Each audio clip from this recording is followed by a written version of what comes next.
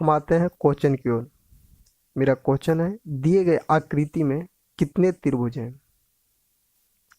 फिर से एक बार क्वेश्चन हम पढ़ते हैं। दिए गए आकृति में कितने त्रिभुज हैं। आपको नीचे आकृति दिख रहा होगा। इस तरह के प्रश्न को हल करने के लिए हम एक छोटा सा ट्रिक आपको बताते हैं, जो हर क्वेश्चन 2 या 4 सेकंड के अंदर हल हो जाएगा।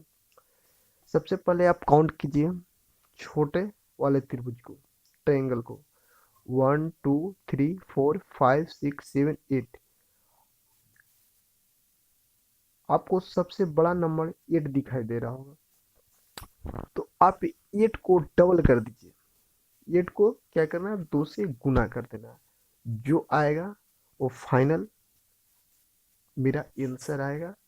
8 गुने 2 इक्वल 16। यही मेरा आंसर हो गया फाइनल। अब दूसरा आकृति आपको दिखाई दे रहा पिक्चर, इसमें आप काउंट कीजिए 1 2 3 4। और इसमें सबसे बड़ा नंबर कौन सा है, 4। 4 में क्या करना है, 4 को डबल करना है। 4 को डबल करना है, 4 गुने 2 8। ये मेरा फाइनल आंसर आ गया। उसके बाद आपको ये आकृति दिखाई दे रहा होगा।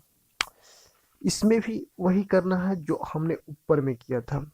1 2 3 4 5। 5 को डबल करना है, 5 गुने 2 10। ये मेरा फाइनल आंसर।